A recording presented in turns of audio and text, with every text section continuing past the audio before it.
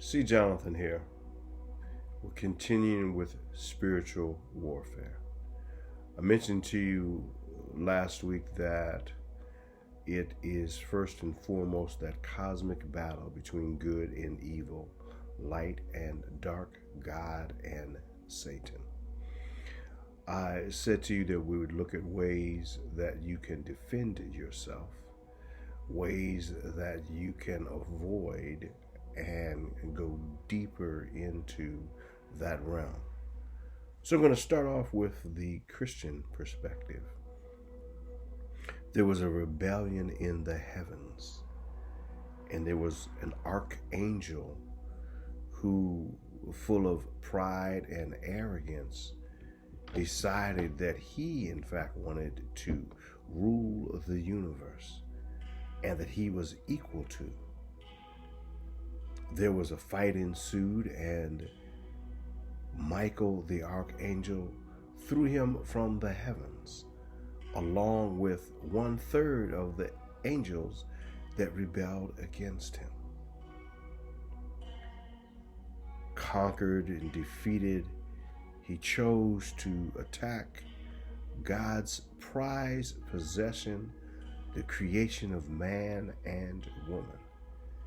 And so from that point until this present day, Satan and his demonic crew have been tormenting, attempting to influence us in the wrong direction, stealing souls, competing as if he could. Well, how then do we win? How do we have victory? Well, first, there is the true belief that there, in fact, is a God and that we are part of his creation and that we choose to follow him. We seek through the Holy Scriptures, the Bible, the understanding of God's people, what we are required to do, and then believe that Jesus, in fact, was our saving grace. He conquered sin, death, and the grave and gave the keys to us. We have free will, so we can choose. Find an accountability partner, your spouse, a sibling, a co-worker, a neighbor, someone who also shares in faith with you, who believes as you believe, and who is not afraid to say, not just that's not the best choice, but in fact that is wrong. And the Word of God suggests that we should not steal. We should not covet our neighbor's good. We should not go after his wife, her husband. We should be kind and gentle.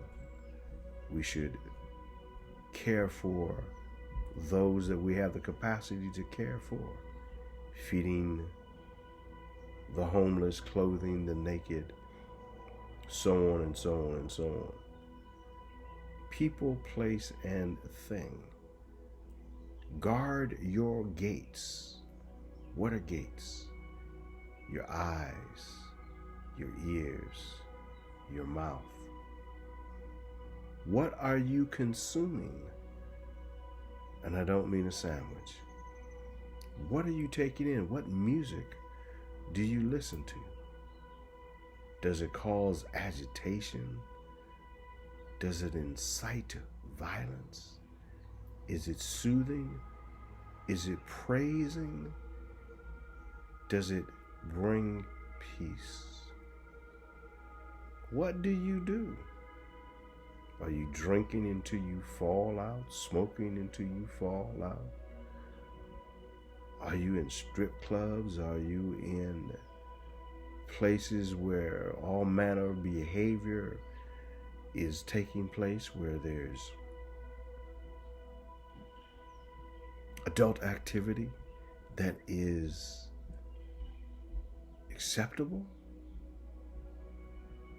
Where are you going? Who do you associate with? Are you hanging out with people who, in fact, are not believers? Who have the party all the time mentality? If so, you are opening yourself up to having attacks. If you are striving to stay away and you don't have an accountability partner, you don't have a place of fellowship, then you leave yourself vulnerable. And you will get suggestions to just please self. Well, fasting, prayer, meditation. Fasting builds up discipline. If one can deny one's flesh, then one can deny those things that challenge you.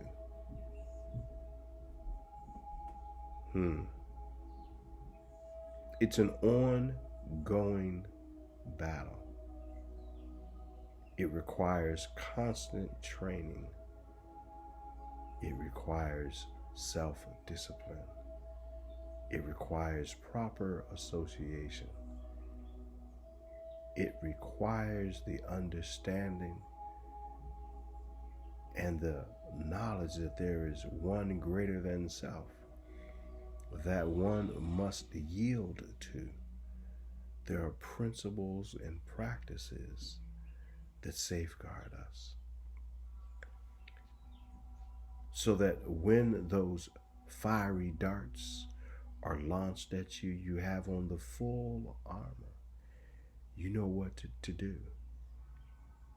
You have an accountability partner. You have prayer warriors. You have folk who are interceding for you here in the earth realm. Well, it's not popular. It's old-fashioned. It's just not hip and cool. It's not chic. But it is a lifestyle that gives you peace of mind, knowing that you're on the right side of the equation. I'll go a little deeper, and a little deeper, and a little deeper.